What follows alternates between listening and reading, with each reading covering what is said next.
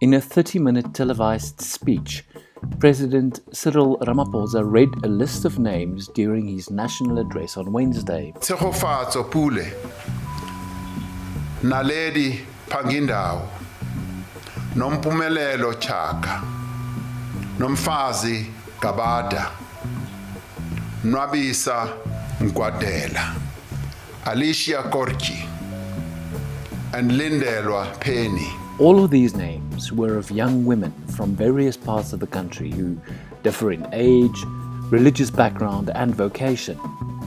However, they have one thing in common. All of them are young women, or were young women, who were killed by men.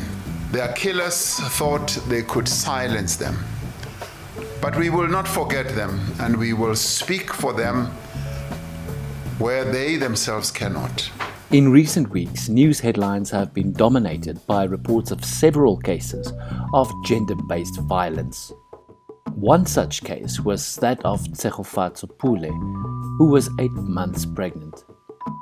The 28-year-old was found hanging from a tree in a veld in the Roodepoort, and she had also been stabbed through the chest.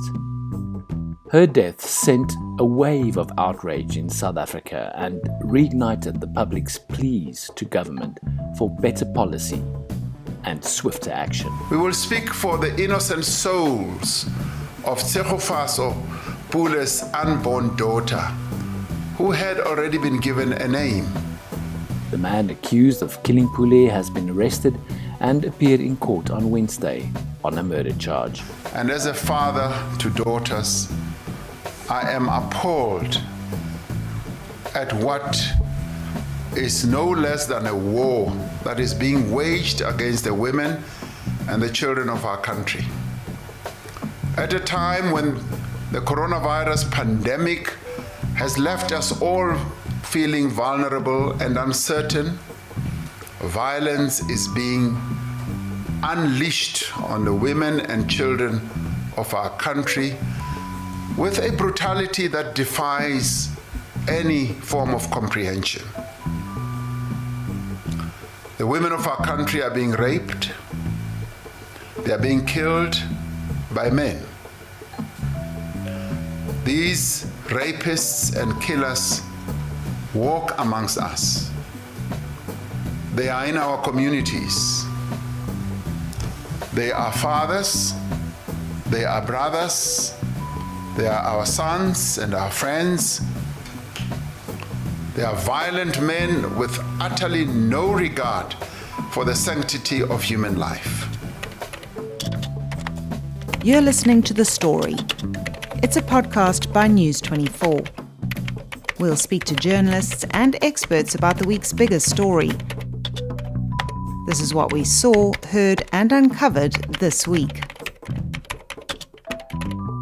Following the surge in gender-based violence cases in South Africa in recent weeks, the president himself has come on board to address the issue.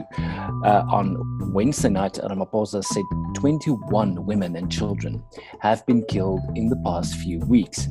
We are now joined by News 24's political editor, Kunita Hunter.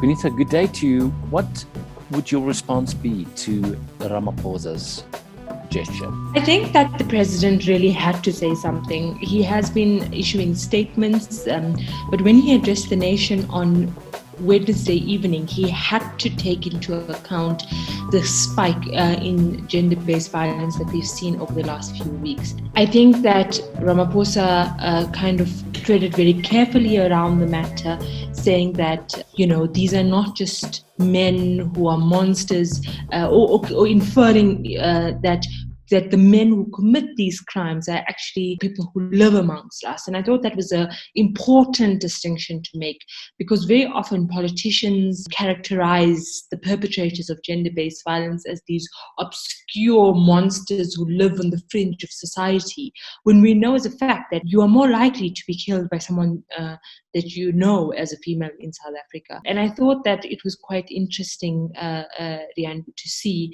that he paid so much of attention to this matter, saying that these are not statistics, that these are people who have been killed, these are women who have been killed, and obviously this will sort of create a good momentum in the rest of his administration as they deal now with again, just yet another spike in gender-based violence. During the lockdown, there was an increase in calls for help when it came to gender-based violence, to helplines. And most recently, we've had the brutal killing of Tshegofatso Pule, which seemed to have been the catalyst of a new consciousness, if you will, in terms of gender-based violence. So the president, as you rightly say, had to react, but will he now do something about it? Yeah, so the interesting thing is that we have to now look at what action is put in place. Now, Ramaphosa said something very interesting. He said that, parliamentarians need to process without delay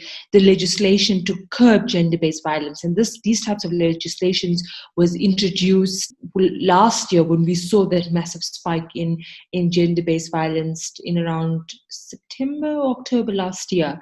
But now it has come out that Parliament actually doesn't really know anything about it, and that actually his own administration hasn't put forward any bills to Parliament to process. And so it's quite interesting that Parliament has sort of exposed Ramaphosa's administration to be all talk, to say, the Speaker of the National Assembly effectively saying on Thursday morning that we're ready to process this, but, bills have to come through cabinet ministers, and there hasn't been anything that has been put forward.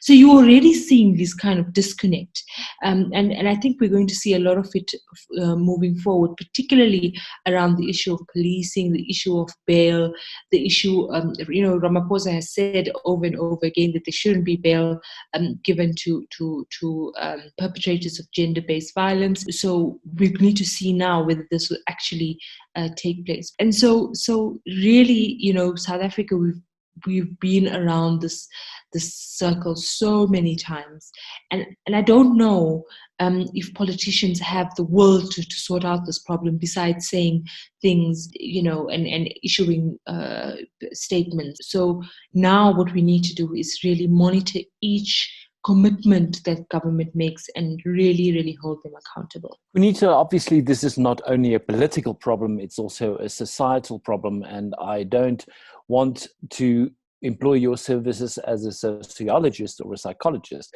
but certainly as someone who has been following social media, you will have noticed that there is a strong sense of denial among South Africans and among South African men about gender-based violence. We've had a lot of men coming out saying not all men are like that, and trying to sort of disassociate themselves from these incidences of gender-based violence. Do you think that we as a society don't take gender-based violence seriously enough? I think so, and I think that every time we see these gruesome incidents, we express shock and horror, and then life moves on, not taking into cognizance the fact that, first of all, gender-based violence and abuse continues on a daily basis. Secondly, our policing system is not geared to effectively deal with it and to take the side of the victim. The third thing is that we have not effectively seen real and substantial consequences in a way that sets an effective deterrent. And I think that at some point, we cannot be having discussions in South Africa around it's not all men, and some men are good. Those conversations are, who's killing us, who's killing women? And so the reality of it is that we need to have these conversations as society in a way that says these are our brothers, these are our uncles, these are our fathers that are committing these crimes, and really move beyond just lip service. And I think that there was an indication to create harsher sentences as a deterrent, but I don't know if that's deterrent enough. And I think that's where you need to probably get a sociologist in Riyadh to say, why aren't rapists and murderers and men who abuse children scared when they commit their crimes? There seems to not be any consequences, or nothing serves as a deterrent to them. So how do you change that system? Hopefully it starts with some political will. What has the Minister of Women in the Presidency's response been to the more recent incidences of gender-based violence? What has that department done in effectively working towards change? She issues a statement. Government is committed to eradicating gender-based violence. Where is the particular policy decisions in terms of funding investigations into rape at a local police level? That department and that ministry promised to give out sanitation pads, I don't know, 2 or 3 years ago. It hasn't. So, and then we hope that this ministry is going to help eradicate gender-based violence and femicide when they can't barely, do their jobs. And issuing statements calling for arrests is really not going to change the way these things work. What is government's policy or change in policy about getting restraining orders, for example? There's so many issues that department can lead and champion. Yet all we hear from it is government is committed to eradicate gender-based violence. I can be committed to doing something and do nothing about it. I can just, have goodwill, and goodwill alone is not going to bring back the hundreds and hundreds and hundreds of women who are victims to femicide in South Africa. So the talking continues, and yet we sit with blood on our collective hands. That was News 24's political editor, Kunita Hunter. Thanks so much for your time, Kunita. Thank you very much for having me. And that's it from us this week. I am Rian Grobler, and our producer is Nokutula Manyati.